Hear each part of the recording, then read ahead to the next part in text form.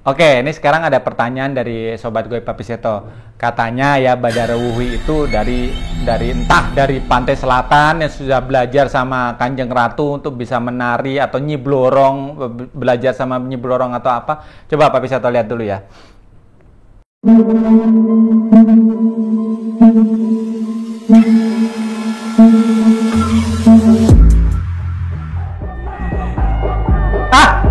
Assalamualaikum warahmatullahi wabarakatuh. Salam putih Sobat Gaib. Papi Seto jadi nahari deh. Oke, gini Sobat Gaib, ini kali ini konten review. Ya review, bener ya. Review tentang film KKN. Wih, sebelumnya Papi Seto mau mengucapkan selamat buat produser ya, buat PH, buat sutradara, buat semua kru yang terkait termasuk pemainnya atas keberhasilan mencapai view terbanyak. Iya. Oke, sekali lagi selamat ya buat film KKN yang sudah mencapai view terbanyak dan penonton terbanyak sepanjang masa film horor di Indonesia. Widih, mantap sih. Papi Seto juga nonton walaupun di baris depan.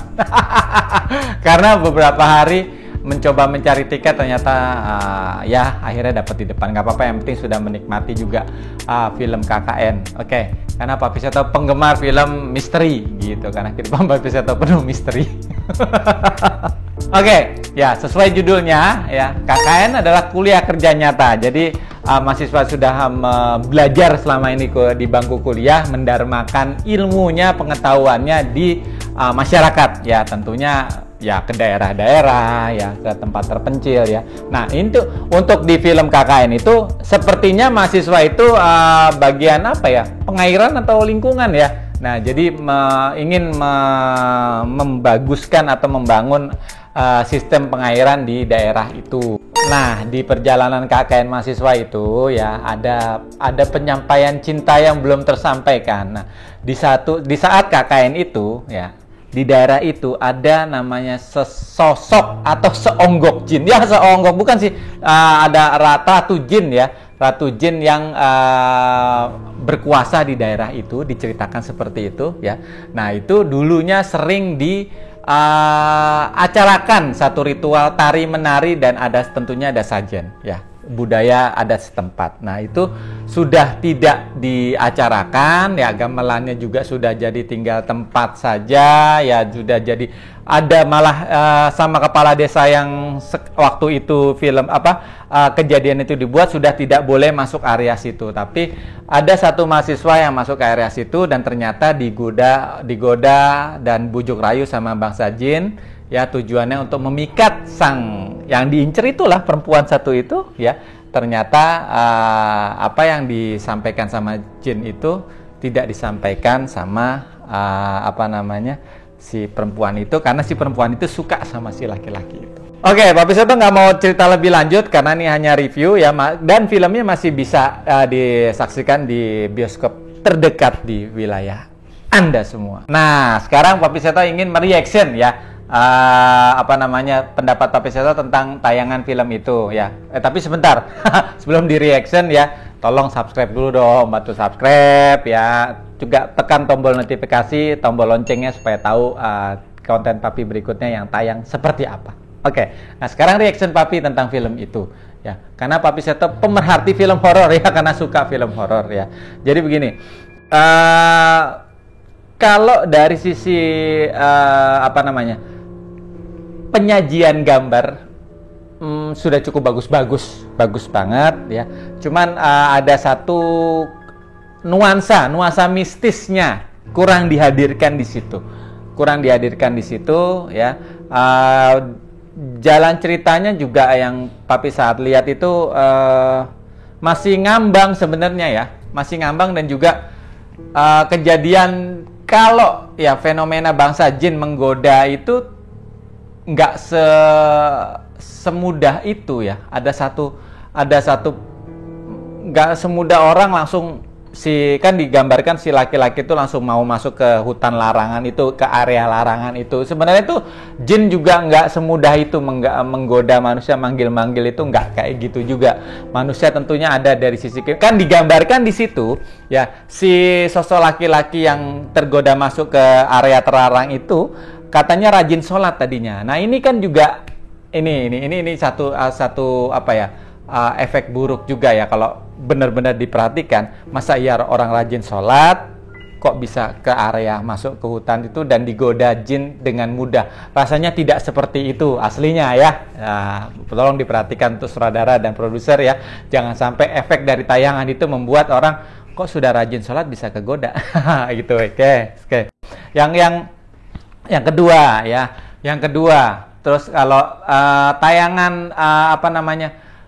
Gamelan. Nah, harusnya kalau mau menghadirkan nuansa mistis, gamelannya itu yang terdengar itu di benar-benar di blow up. Dalam artian bukan hanya selewat begitu dia baru datang dengar gamelan, terus ya lebih nuansa merinding, karena musik-musik gamelan itu ada nuansa mistis tersendiri loh ya. Kalau dikemas bagus ya, mungkin entah gamelannya jalan sendiri gitu kan, pemukulnya ting ting ting ting. Nah itu kan lebih art ya, lebih artistik kalau menurut Papi Seto. Oke. Nah kalau lagi dari sisi pemain ya, sudah bagus. Cuman ada agak sedikit satu orang yang masih kelihatan takut jelek. ada satu pemain yang masih raut mukanya nggak mau kelihatan jelek. Itu aja sih kalau yang Papi lihat. Itu sip. Oke, nah ini Papi sekarang ini nih mau ngasih saran juga.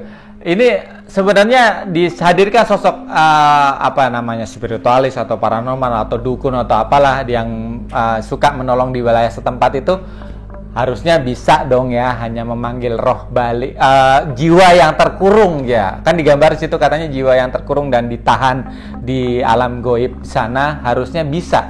Oke, nah untuk paranormal setempat atau spiritual atau apalah dukunnya setempat yang itu harusnya juga di tahun era 90-an ya, digambarkannya juga nggak seserem itu kali ya, nggak perlu pakai hitam-hitam ya, tapi di tahun 90-an udah pakai celana jeans.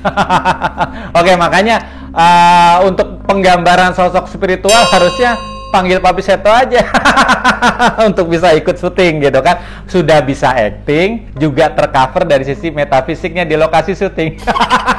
Oke, sip.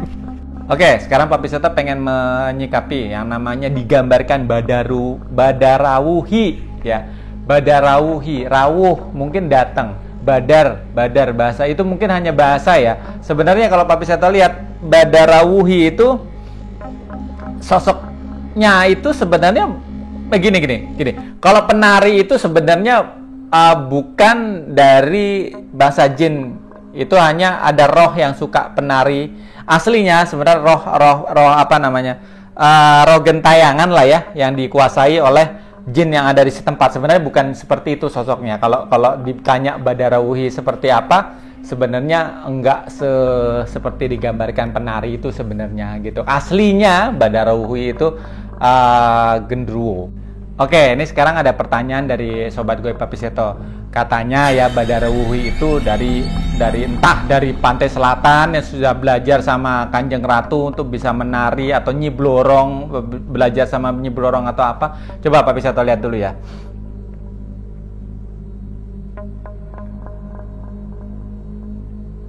Enggak juga sih. Sebenarnya memang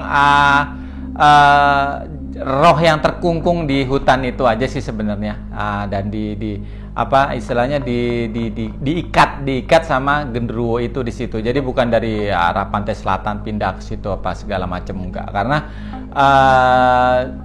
sejatinya jin laut tidak bisa pindah ke jin hutan kalau tidak disuruh pindah atau dipaksa pindah sama manusia yang bisa memindah gitu kan, istilahnya terlalu jauh. Karena jin tidak bisa berpikir seperti manusia ya, mau kemana aja bisa, karena jin hanya 30%, jadi otaknya tidak bisa segamblang manusia dan sejernih manusia. Oh pengen pindah ke hutan gitu kan, jin laut tidak bisa masuk ke hutan karena akan menempuh itu juga energi juga, dan ada batasan juga di kerajaan-kerajaan di tiap titik jengkal di bumi ini itu. Nah sebenarnya begini, jin itu tidak bisa mengambil roh seseorang tanpa disuruh sama orang yang bisa menyuruh jin gitu kan. Dalam artian kalau pesugihan ya itu kan tentunya ada kuncen atau paranormal atau apalah bahasanya, yang mengantarkan, yang mengenalkan si calon yang apa namanya ingin melakukan pesugihan ke jin yang ada di sekitar tempat dan yang bisa mengasih pesugihan. Dan dia diantarkan.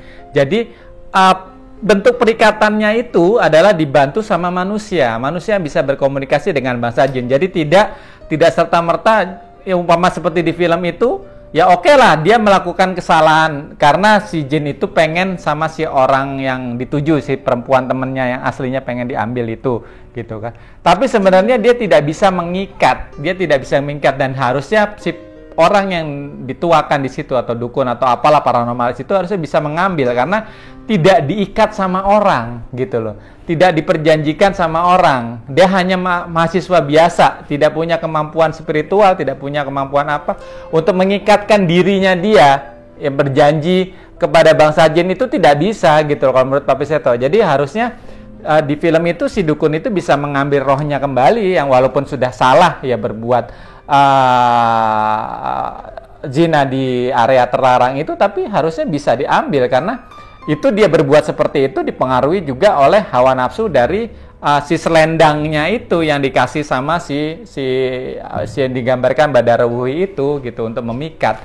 Harusnya di film itu tidak, kalau memang sesuai kejadian itu real, kejadian nyata, sebenarnya itu tidak bisa terjadi diambil rohnya. Sama bangsa jin ngambil begitu terus menahan, itu nggak bisa sebenarnya. Harusnya bisa ditarik sama orang yang digambarkan sebagai orang yang dituakan atau paranormal atau dukun apa yang di daerah situ. Seperti itu. Sekarang inti dari permasalahan ya menurut sisi metafisik ya, sisi spiritual ya, seperti di kehidupan sehari-hari Papi. Nah, yang jin digambarkan bisa menarik roh itu sebenarnya tidak bisa langsung ya, totali langsung, kan kejadian hanya sehari 2 hari kok sudah bisa memiliki jiwa atau rohnya si yang laki-laki awal masuk ke situ. Enggak seperti itu gitu, karena ada tahapan-tahapan di mana powernya harus selaras dengan si jin itu ya. Terus juga jin itu tidak hanya mau jiwanya, tentunya ada satu prosesi ritual yang biasa diterima sama si jin itu. Jadi nggak hanya ambil roh jiwanya begitu aja, nggak itu tidak.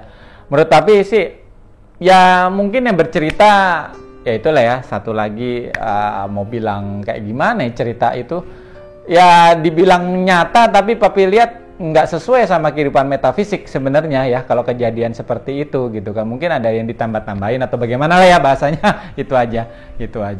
Oke, intinya adalah bangsa jin tidak bisa mengambil roh atau menguasai roh seseorang tanpa perlobian atau pembicaraan yang detail.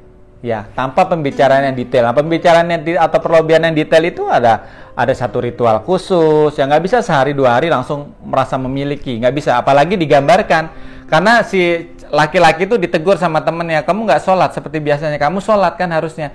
Kamu biasanya sholat. Nah itu kan orang biasa sholat tentunya menyimpan energi positif di badannya dia yang membuat jin panas. Tidak bisa serta-merta langsung dikuasai sama jin itu. Pasti ada satu titik di rohnya, di jiwanya itu dia ingat Allah atau ingat Tuhan. Nggak bisa langsung dikuasai seperti itu gitu kan. Jadi ini kalau penggambaran ya, tapi nggak menyalahkan produser yang membuat film ini. Mungkin dari ceritanya seperti itu dan digambarkan. Ya itu kan yang bercerita entah juga dari tambah-tambahin atau bagaimana kan juga nggak tahu juga, karena kan kalau digambarkan logikanya begini, digambarkan orang itu katanya meninggal berapa bulan setelah keluar dari area itu.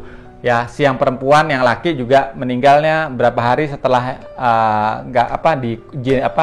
koma lah apalah di itu. Nah, itu gimana dia bisa bercerita secara gamblang kalau sudah dalam kondisi tidak sadar ya, tidak sadar. Nah, itu yang sebenarnya banyak. Kalau dari sisi metafisik banyak kejanggalan juga ya di true story yang katanya true story ini. Itu aja sih review dari Pak Piseto ya, reaction dari Pak Piseto ya, dikembalikan lagi ke ke pemirsa semua, silakan tonton ya, karena sudah menjadi film terlaris ya, banyak penonton, film horor terlaris sepanjang masa film horor Indonesia. Sudah hebat, pencapaiannya hebat. Nah, tapi ada baiknya untuk PH-PH maupun produser agak sedikit lebih dipelajari kalau ada cerita-cerita yang katanya true story itu, dan juga dikonsultasikan dulu sama spiritualis yang benar-benar spiritualis tahu.